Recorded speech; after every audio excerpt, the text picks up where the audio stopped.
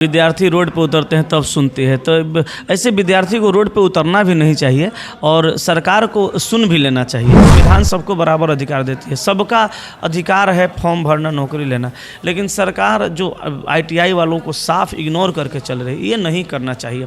अगर वैकेंसी समझ के दिया जाता तो इतनी वैकेंसी नहीं दिया जाता, इतना वैकेंसी नहीं दिया जाता। विद्यार्थी को ही आपस में लड़ा दिया गया आईटीआई और नॉन आईटीआई कह के, जबकि 2019 में कि ग्रुप डी में आईटीआई अनिवार्य होगा। बहुत सारे लोग आईटीआई किए, कोई कर्जा लेके किया, कोई सूद पे पैसा लेके किया, कोई खेत बंधक रख के किया।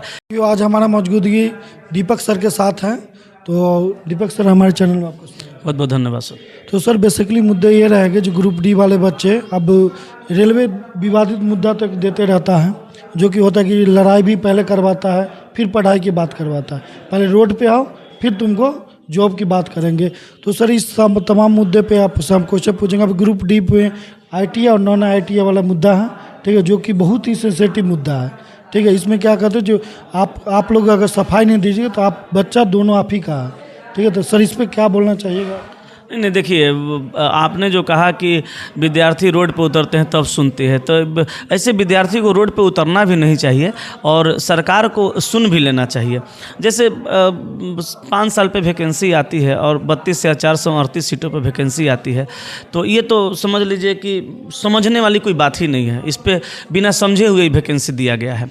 अगर वैकेंसी समझ के दिया जाता तो इतनी वैकेंसी नहीं दिया जाता, इतना वैकेंसी नहीं दिया जाता, क्योंकि आप देखे होंगे तो पता चला होगा जितना सीट था उसका 1/4 सीट पे वैकेंसी दिया जा रहा है, जबकि सीटों का संख्या लगभग होना चाहिए 1,20,000 के आसपास, उतना सीट खाली है ऑलरेडी। तो ये नहीं करना चाहिए। दूसरा, इसमें और एक चीज़ किया गया कि विद्यार्थी को ही आपस में लड़ा दिया गया आईटीआई और नॉन आईटीआई कह के, जबकि 2019 में न्यूज़पेपर के हेड पेज पे, मेन पेज पे मेन हेडलाइन में लिखा गया था कि ग्रुप डी में आईटीआई अनिवार्य होगा। बहुत सारे लोग आईटीआई किए, कोई कर्जा लेके किया, कोई सूद पे पैसा लेके किया, कोई खेत बंधक रख के किया, किसी के पिताजी किसान थे, गरीब थे, रिक्शा चला रहे थे, सब्जी बेच रहे थे, सारे लोगों ने पैसा जोड़ जोड़ के आईटीआई किया। अब अंतिम में जब वैकेंसी आता है तो कहा जाता है कि आईटीआई को हम हटा रहे हैं। तो उन विद्यार्थियों के साथ तो ये धोखा वाली बात है, ये होना ही नहीं चाहिए। ये सरासर गलत है और एकदम धोखा वाला बात है। अब रहा बात कि इसका समाधान, आपने पूछा कि सर समाधान, निवारण क्या है, समाधान क्या है? मेरे हिसाब से देखिएगा तो पहला तो समाधान ये है कि सीटों को बढ़ाना चाहिए। सीट जहाँ तक उम्मीद है बढ़बो करेगा, ठीक है। AIRF का भी कहना है, ऑल इंडिया फेडरेशन रेलवे का जो है उसका भी कहना है कि सीट 32,000 से काम नहीं चलने वाला है। जब इतना 1 लाख प्लस सीट खाली है तो फिर उस हिसाब से वैकेंसी देना चाहिए। अब सरकार का कहना है कि हम हर साल वैकेंसी देंगे, ठीक है, तो कम देंगे, ठीक है, आप हर साल वैकेंसी दीजिएगा, कम दीजिएगा, लेकिन जो 5 साल से नहीं दिए पहले वो दे के पूरा कीजिए। जैसे सर ये जो वैकेंसी है वो 10th प्लस वालों के, आप जानते हैं जब हम लोग भी 10th प्लस रहेंगे तो कितना हम लोग के अंदर समझदारी रहा होगा, ठीक है ना। हम लोग को मानसिक भी करना है और शारीरिक भी करना है। ग्रुप डी में जैसे फिजिकल भी करना होता है, तो आईटीआई वाला से जो किए हुए रहेंगे उनका तो फिजिकल जानते हैं, जो नॉन आईटीआई वाला दोनों का तो अंतर होगा ना। नहीं, फिजिकल तो देखिए, आईटीआई वाले भी स्टूडेंट मेहनती होते हैं और 10th वाले भी स्टूडेंट मेहनती होते हैं। मेहनती तो दोनों होते हैं, कर दोनों लेंगे, लेकिन समस्या यहाँ पे है कि जो काम टेक्निकल, अब हमसे कहिएगा लाइन बिजली का काम करने के लिए होइबे नहीं करेगा, हमारा डर लगता है। इलेक्ट्रीशियन को कहिएगा पट खोल खाल के किन्ने तार कौन है कर देगा। तो जो मेरा ये कहना है कि जो पोस्ट टेक्निकल है उस टेक्निकल पोस्ट पे आईटीआई वालों के लिए टेक्निकल पोस्ट आईटीआई वालों के लिए फिक्स कर देना चाहिए, और जो पोस्ट नॉन टेक्निकल है उस पे नॉन आईटीआई वाले जाएंगे। दोनों तो अपने ही स्टूडेंट है, दोनों अधिकार भी दोनों का बराबर है। संविधान सबको बराबर अधिकार देती है, सबका अधिकार है फॉर्म भरना, नौकरी लेना, लेकिन सरकार जो आईटीआई वालों को साफ इग्नोर करके चल रही है, ये नहीं करना चाहिए। अच्छा, सरकार अगर करना चाहे तो अगली बार से कर सकती है, लेकिन इस बार तो नहीं करना चाहिए, क्योंकि आप 19 में सबसे ये करवाए हुए हैं।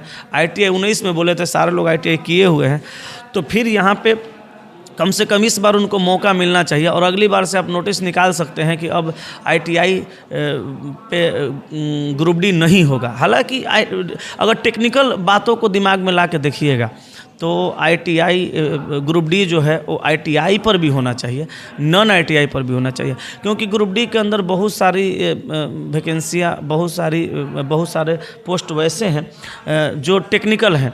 तो टेक्निकल पोस्ट ITI वाले ही बेहतर ढंग से कर पाएंगे, और जो नॉन टेक्निकल है वो दे दीजिए नॉन ITI वालों को, कोई दिक्कत नहीं है, 10th पास वालों को अच्छे से कर लेंगे। रेलवे में बहुत सारी पोस्ट है, वो दोनों के लिए है, जैसे NTPC हो गया, ये सब नॉन ITI वाला को भी है, लेकिन अलग अलग पोस्ट है। वो तो ग्रेजुएशन पे हो गया, उस ग्रेजुएशन पे हो गया। तो 10th पर ग्रुप डी में भी ये बात आप कहना चाह रहे हैं, जो ITI भी के लिए भी अलग पोस्ट होना चाहिए और नॉन ITI वाले के लिए भी अलग। हाँ, टेक्निकल जो पोस्ट है उस पर ITI वाले फॉर्म भरेंगे, ऐसा करना चाहिए।